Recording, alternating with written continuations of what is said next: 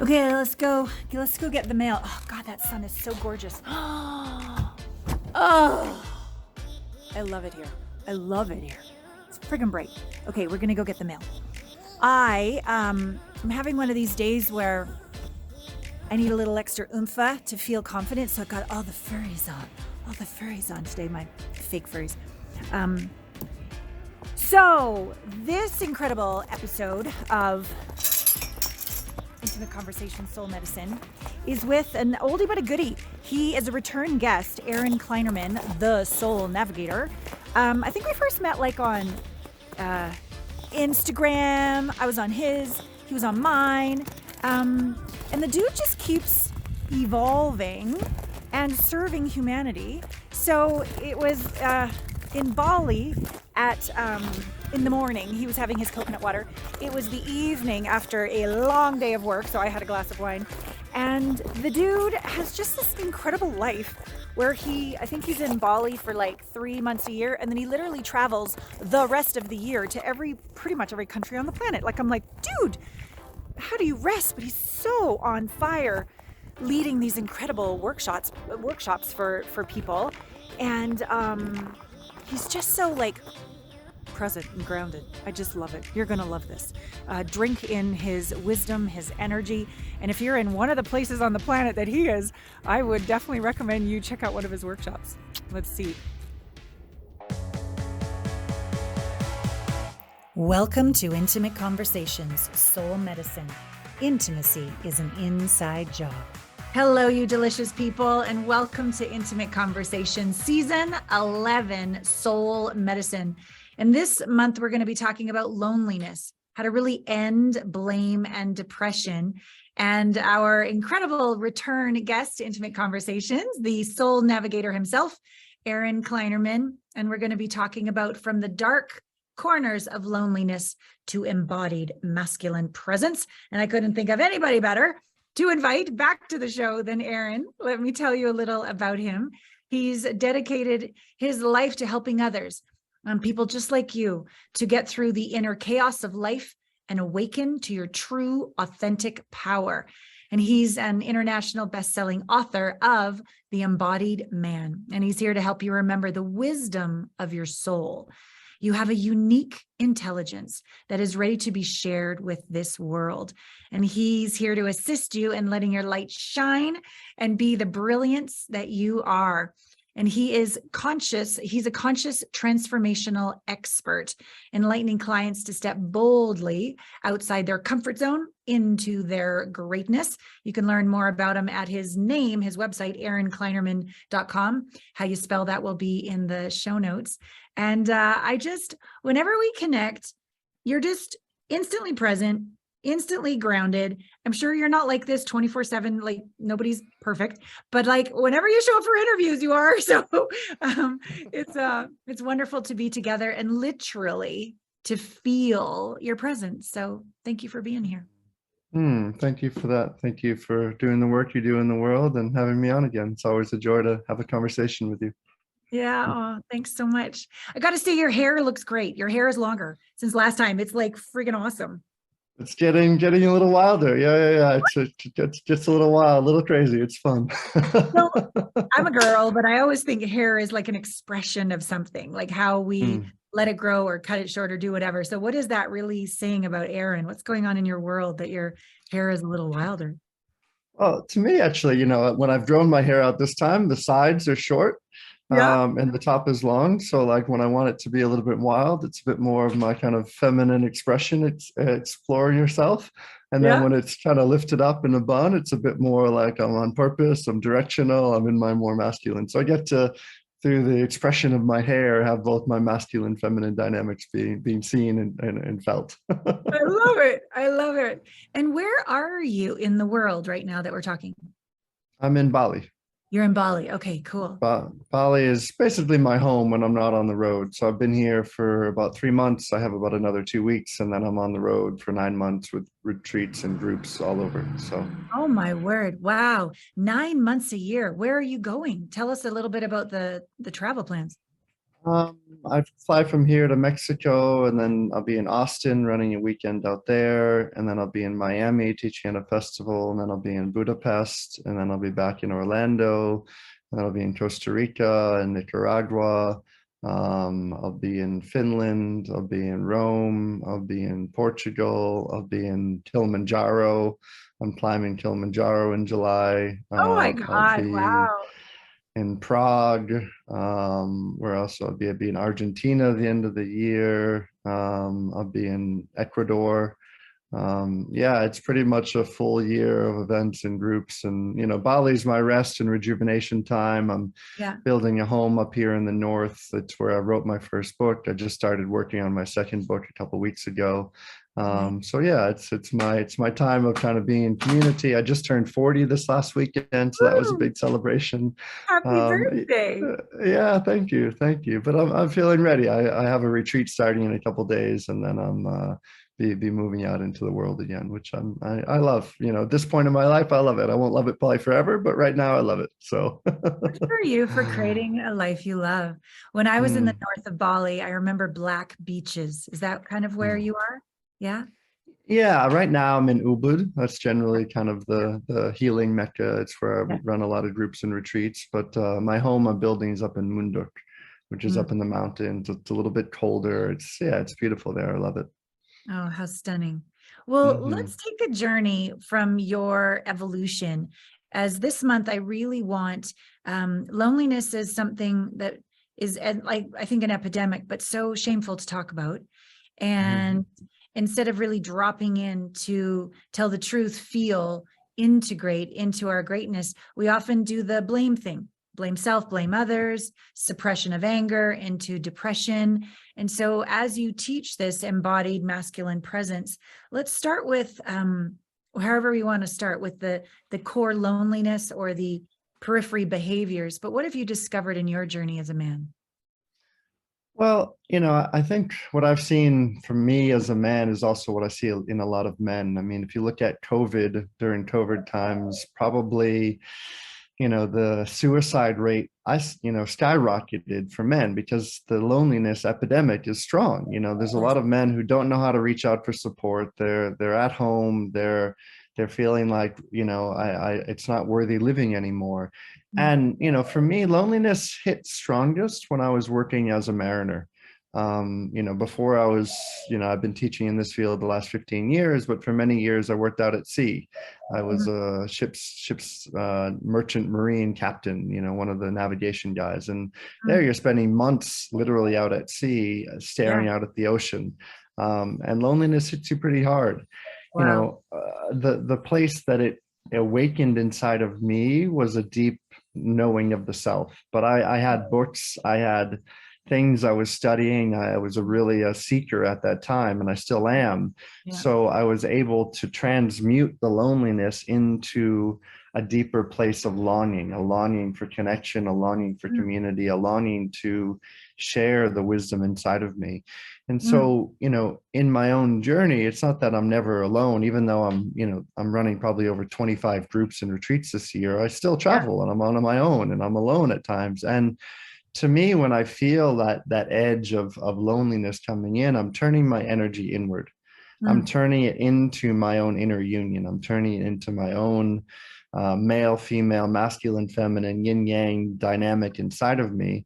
Yeah. And I turn it to a space of self-love. Like, Mm. I think the beauty of being alone is that we can actually learn to love ourselves more deeply and to Mm. love like all the parts of ourselves. Because the reality is a lot of people are looking for relationship to fill some part of them that they don't know within themselves. Totally. And that might happen for a day, a week, a month, a year, but Yeah. eventually, usually some type of, frustration resides. So actually, when someone is alone and they're not in relationship, or if they are in relationship, when they're in loneliness, it's a deep opportunity to like bring all the love and care you want to give to another, give it to yourself. Yeah. And that took me a while to really understand, because I love adoring the feminine. I mean, the goddess is gorgeous. I love the goddess. She's Mhm. amazing. But I had to learn more and more how to love her inside of me and to turn this place of like seeking and needing love on the outside to say, hey, can I love here? Can I really love here, no matter whether there's someone next to me or not? And this is, it's a forever journey, but I feel like that's one of the things, especially with men that I work with, to like find the love inside. And then from that love in the inside, you can give that much more to the outside. We're speaking the same language, my brother. Yeah. Yes, I 100% agree. But something you said that I've never considered before, because I talk about little you and turning it within. And while it hasn't been the case for most of my life, I don't remember feeling lonely. For me, a good 5 years. And there's like little you, and then there's the divine, and then there's nature, there's my body. There's so many places to come into communion with. But I have to say, I always think of when I'm lonely, when I go in, I think of little Alana. I don't think of the masculine side of me. I only think of the feminine inside of me. So when you said you go inside to meet the goddess, I do get that I'm masculine and feminine. How do you explain more? Because you're expanding my awareness as we go within. There's like maybe a little Alana and an Alan, maybe or something. Maybe there's two of them inside me. Tell us more for an embodied masculine, that there's actually a feminine in there too. How do you help them connect to both inside? Well, it's a great question. And the way I look at masculine and feminine, and sometimes these concepts get misunderstood in these conversations, is the male body and the ergonomics of the male body. His vajra, his penis, his phallus rises to create life. So there's a penetrative nature of masculinity. Yeah. The female body, her yoni or her pussy, receives seed to create life. So there's a receptivity to the feminine. This is the part of us. There's a receptivity and there's a penetrative essence. There's a lot more principles on both sides of it, but that's kind of an overarching place. So what has supported me to develop more of healthy feminine energy inside of me is learning how to receive, learning how to be with my emotional fluid waters. Because one of the things that gets shut down a lot for alpha male masculine identity beings is they feel like they can't express their emotions. But actually their emotions inside are like, hi, I want to be there, but you're not giving me any space. And so when I can turn my energy inward, there's often emotions. There can be tenderness, there can be happiness, there can be sadness, there can be joy, there can be anger. And I let that energy and emotion move through me rather than distracting away, rather than numbing away. Because often the shadow side of loneliness is people feel lonely, so they reach for a substance, they reach for food, they reach for something to numb that feeling. So instead of numbing that feeling, let the emotional waters move through. As a result, the relationship with the feminine energy inside can start to feel more unified.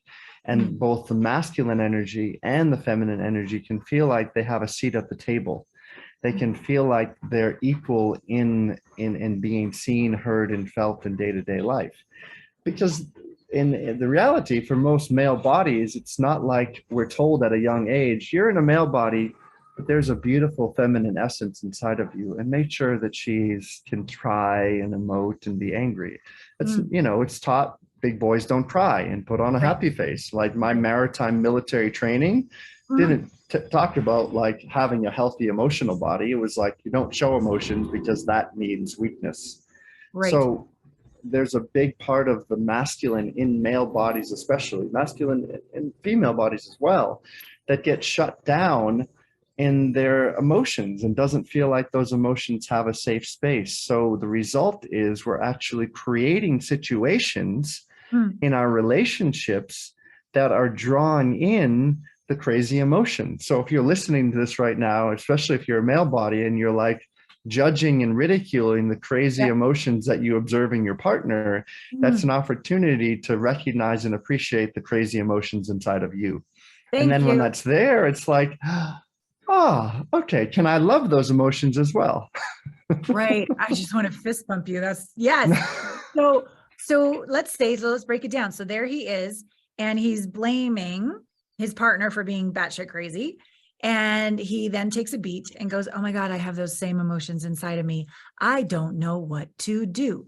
She's driving me crazy. All I know what to do is avoid, shut down, check out. What in those moments would you encourage him to do? Well, I call it the sacred pause button.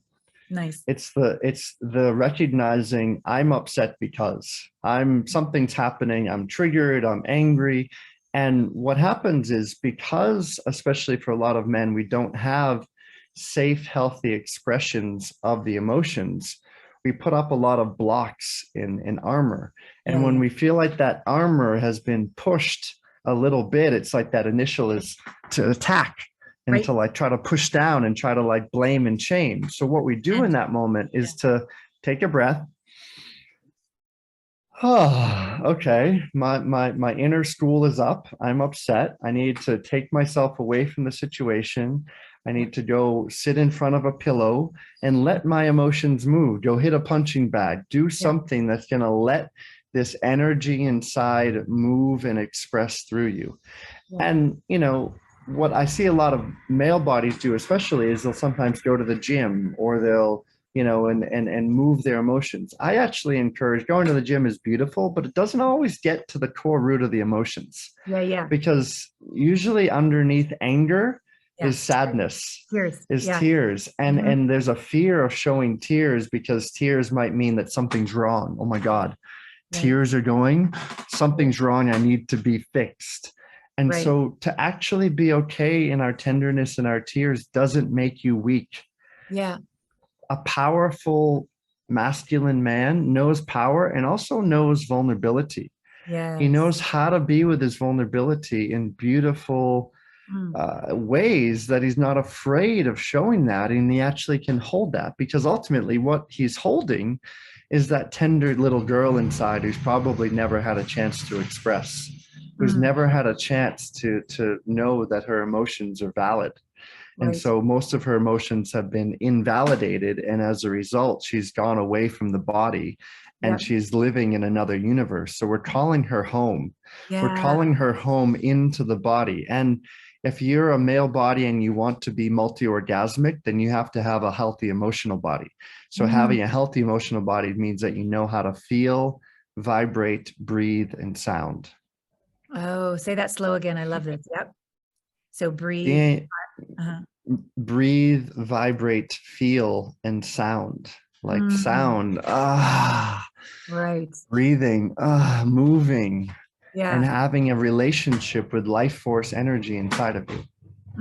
I so love this. I so love this. The moment that a male body feels weak, what would you say in that moment? So it's a thought, but it's an emotion maybe of shame. Maybe there's constriction. Maybe there's a shortening of breath. And you certainly don't want to do that at the gym. So nature might be better. Obviously, one of your retreats would be ideal.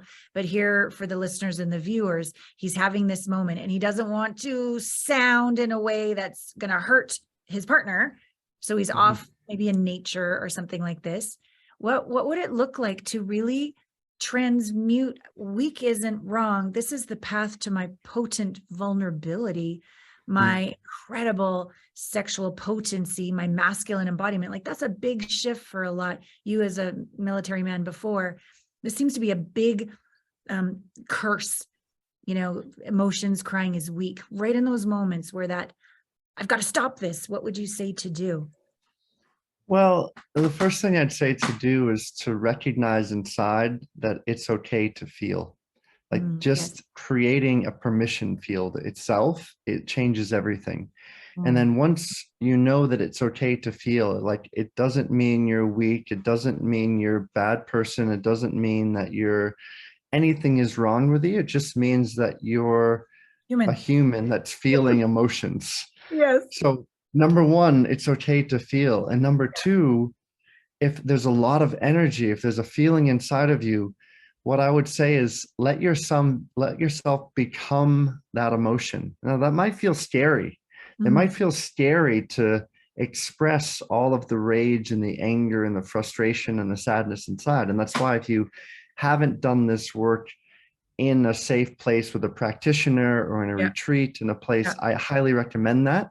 Yes. But, like in my book, I have, 35 practices that go into these things that people can do in the comfort of their own home. Yes. So you give yourself permission to feel, and then you can go to your bedroom, you can close the door, you can put a pillow down in front of you, and then you can just start to let your body move. The best thing to do is you take your forearms and they hit the pillow in front of you, and they just, your whole body. And as you're beating the pillow, you're sounding, and you're letting this energy move, because this energy has often been trapped inside of you. And these situations that you've drawn into your reality is actually wanting you to feel. Yes. It's wanting you to evolve, to expand, to come into more embodiment.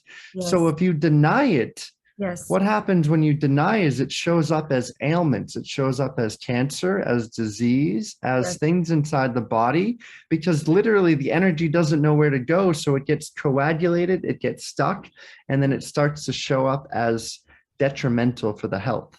The healthiest thing, and I wish more doctors would say this, the healthiest thing any humans can do is have a healthy emotional body.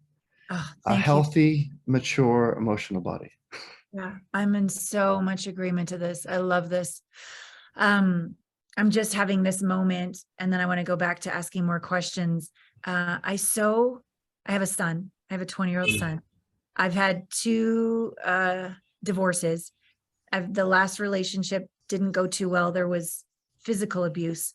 There was a part of me, Aaron, that wanted to be that safe feminine, to not judge the self-blame, the wounded masculine, but it didn't go that way. It went to violence, suppress violence. And clearly that relationship is over. I care so deeply for my son. I care so deeply for all my exes, to be a man on the planet and have it bottled up. Maybe going through this healing with a partner is just too much. Maybe men, and I'm not a man, so I'm asking you, maybe when it's really an issue and you know that it's led to this level of abuse in your relationship, or maybe the sickness, like you had said, is it easier, better to heal with men?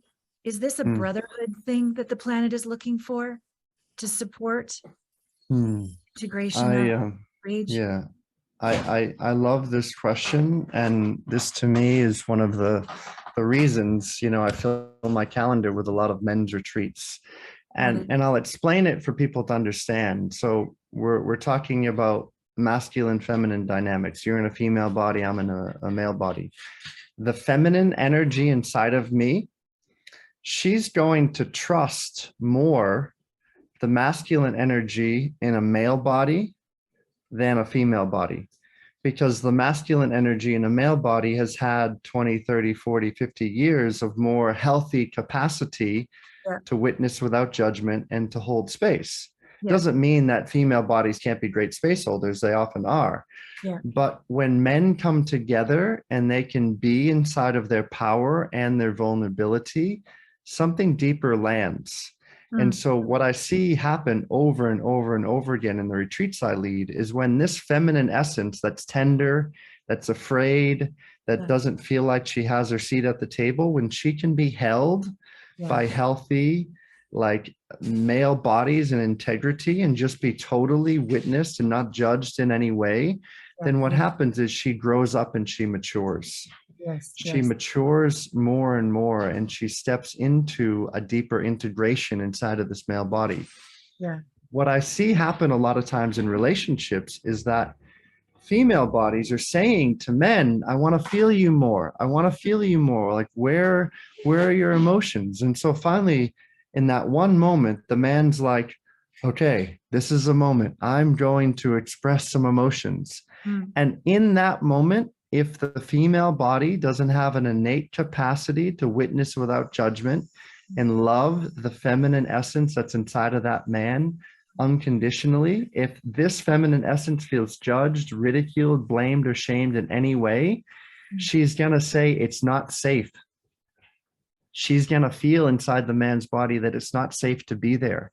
And so she's going to hide away into the darker, deeper trenches and never come out again.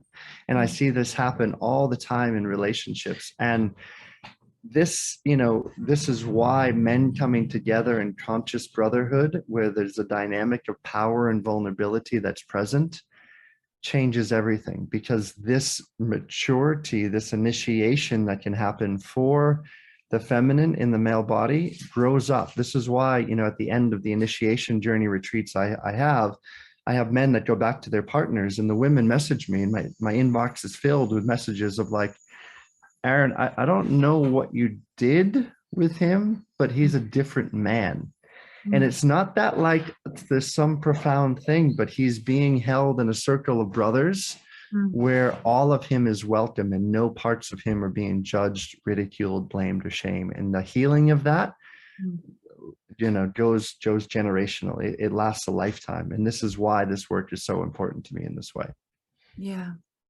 I hear what you're saying, and I'm feeling a little feisty about that, because I don't feel I was blaming, shaming, or ridiculing. I feel I was I lead my retreats, I lead this company, I have all my clients, I'm very much in my masculine a lot of the time. I feel it was his shaming, like didn't want to be vulnerable in front of me. And as much as I would open in unconditional love, I'm like, great, express your anger, I'm right here, what's going on? Just don't hit me. Like I could be with it without, to the best of my ability, without shaming. Like I'm only saying, no, not okay to hit me. But anything else, I was, to the best of my truth from my heart and soul, not shaming or blaming him. I feel it was more showing me his wobblies that he couldn't be with, that led to the inappropriate use of his physicality, and it just blew up. I clearly agree that if I had shamed or blamed or any of that kind of stuff, that would not have gone over well, and that's mine to evolve and own. But for sure, I don't believe the reason why he did that was my blame on him. But what I am hearing you say is maybe the dynamic of but I want to be the hero, I want to be perfect, or I want to be right, or I want to look good, or whatever. It just couldn't be with showing me that level of vulnerability. And he could much have more effectively healed those wounds, not in relationship with me at a retreat like yours. Yeah, and thank you for sharing that. And, it's different in every situation, but what I do find consistent is that sometimes it's challenging because of the way a man wants to present himself, that he feels if he shows his vulnerability, then he's now going to be seen as weak. And that's often, there's mother relationship dynamics that are present there. Yeah. And, so if a man is in the presence of a woman, there's like a different layer of permission that is sometimes there more of, but sometimes there less of. And he's like, I don't have full permission, because there's a way it's like on a body level, sometimes we feel like we're not fully understood because we're in different bodies. We experience the world differently. So, and I hear you completely. And I trust that you are fully there, like loving him unconditionally, and that's beautiful. And I really wish more female bodies had the capacity to do that. And yet still there's places in men that just don't feel like they can go there with the woman they love. And because what happens sometimes is that if a man goes into that polarity of more of his tenderness and his weakness, sometimes it can mess up the sexual polarity as well. And then there can be a propensity more for the women to be in her masculine energy, and then the man to open up this whole Pandora's box of all of his vulnerability. And I've seen it throw off relationship polarity a lot. And this is, again, why I find it's important for men to do some of this work outside the relationship. As much as I can feel you wanted to love and support and be there for him, and I'm sure you were, it's sometimes so vital and important to actually have that space for a man to do it outside of that. So then when he comes back into loving you and cherishing you and appreciating you, he's just showing up and he's in his pure masculine presence, and he's had his time of his emotional expression outside of the relationship. And it's, it helps to keep a dynamic where the relationship isn't the entire universe that everything circulates around, and actually people have friendships and connections and places where they can feel and express outside of just the duad, the dyad that gets created in that way.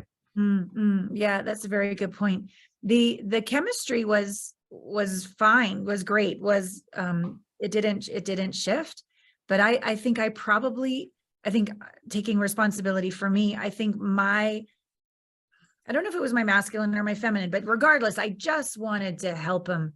And I think if I was to be really honest, I would even use the word save him from this place of deep darkness that's my job. I do this all day long with people, and to not maybe do that with him. So wanting him to heal, that maybe that was too much of my masculine energy, and it made his feminine uncomfortable, and it ought to have shifted with a practitioner like you or a men's group. Yeah, that makes sense. Yeah, and I get that as well. Like, I have partners that sometimes come into my life, and I do a lot of hands-on tantric body work. I do a lot of, sessions. I do work with couples. This is my field. And I found for myself that I'm happy to support the emotional body of the woman I'm sharing intimacy with. But if it gets to a point where I feel like our lovemaking and connection is turning more towards like healing sessions consistently, then I'll generally communicate that in a healthy way and just say, hey, I'm noticing this. I love you. I appreciate you. And I want to, all of your emotions are welcome. And I know lovemaking can bring up a lot, and I'm happy to hold you through all of that. But there may be a space where you can do some things outside of our relationship will just help keep things even more alive and present here. But that's also from having many times in my life where I've worn the full savior hat, and I'm like, I've had so much validation from doing that in relationship because I wasn't doing that in my personal practice in my life and in my professional world. And so I needed to act that energy out in my relationship so I could get validation. Got it. Thank you. Thank you. Yeah. That really resonates. What is your relationship world like now? You're traveling for 9 months.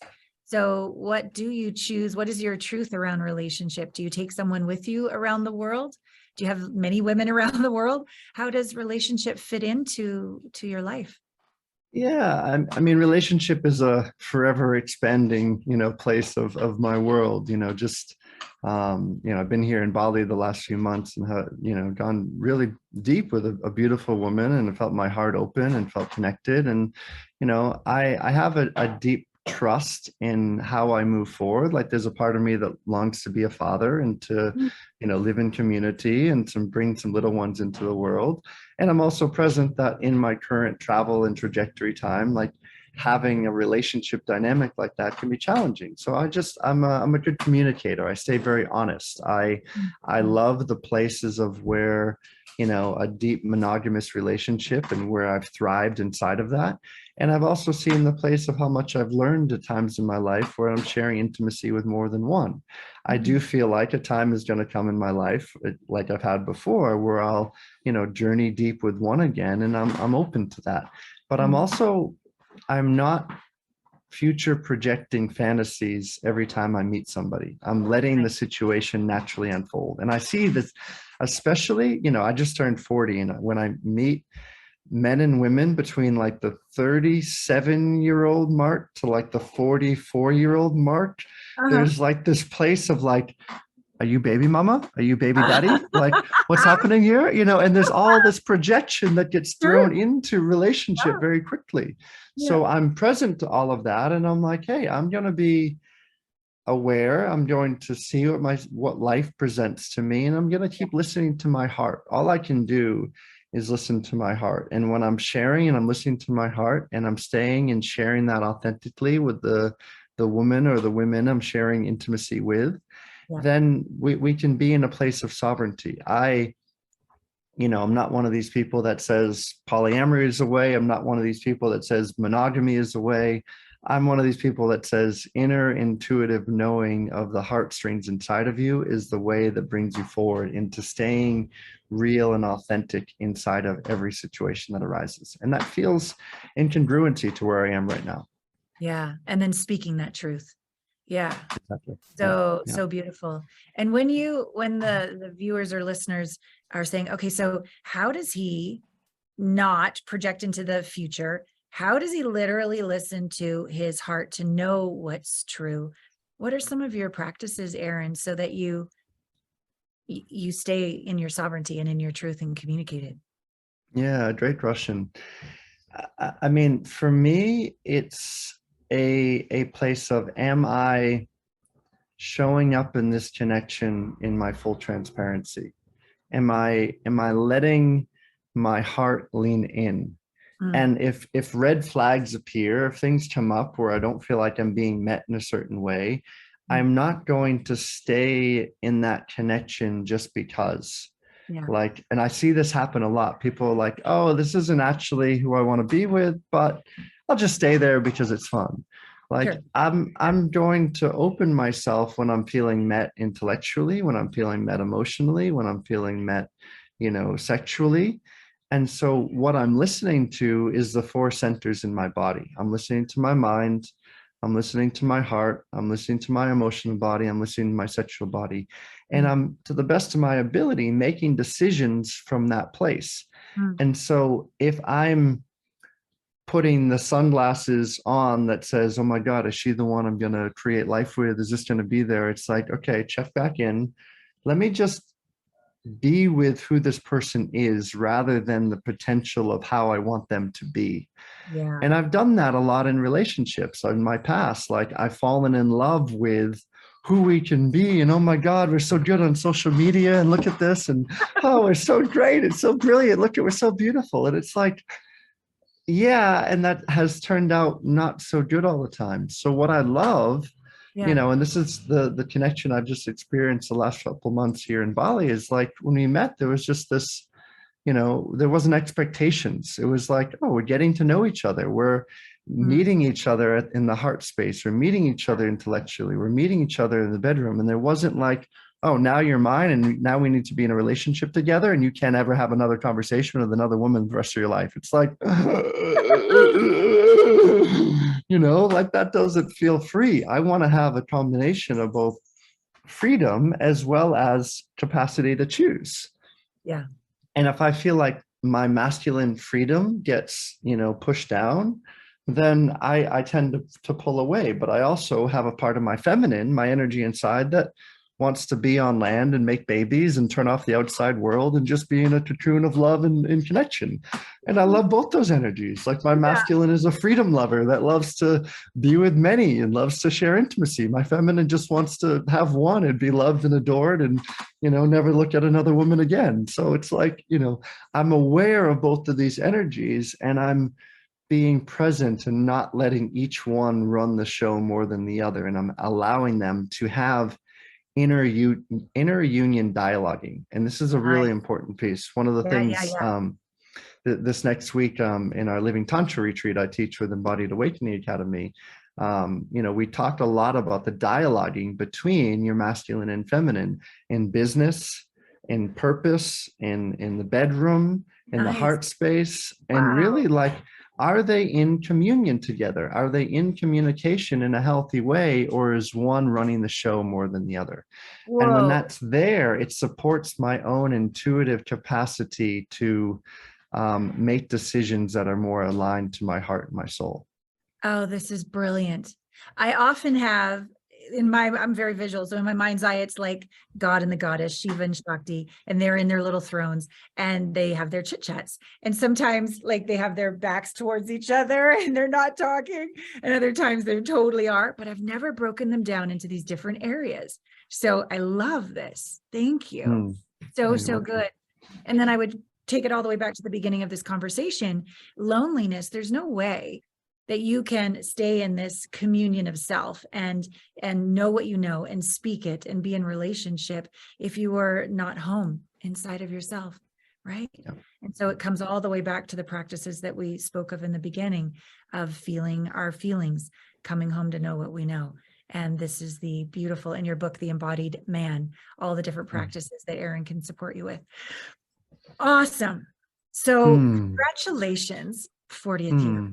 I'm well into my 50s, so that's just your my son is just a young one. my son is 20, so it's a beautiful desire for someone or a beautiful gift to the world, someone as conscious as you, to bring in a child or children and be able to guide them. It's stunning. It's very inspiring to me. I want people to know you can learn more about this man. I mean, all those countries, you've got them to go to one of his retreats. So Aaron Kleinerman, you can find out more there. EmbodiedAwakeningAcademy.com. You can find out more there. We've talked about going to these dark corners of loneliness and integrating these into your masculine presence, but also honoring your feminine emotional body as well. So in conclusion, from your beautiful heart, thank you so much for coming back to Intimate Conversations again. How would you like to complete this delicious conversation? You're drinking your coconut water. It's the end of the day for me. I'm drinking my glass of wine. Nice. Yes. I'd say that loneliness gives us an opportunity to come back home into our own heart. It gives us an opportunity to come back home into our own body. And to those listening who have had challenges with loneliness, it's fair enough. Like, it's fair enough what you've gone through, what you've endured, what you're moving through. And what I could suggest, just as we've been sharing, is when you can fall in love back with who you are and the gifts that you bring to this world, because your life is not a mistake. Your love in your heart is not a mistake. And I know that you're listening and you have love that you want to share with another. And so start first by sharing it with yourself, and then there'll be that much more that you can share with another. Oh, I so agree. I so agree. God, you're so amazing. And so viewers and listeners, right in this moment, let's all just feel what it would be like to come home even more to yourself.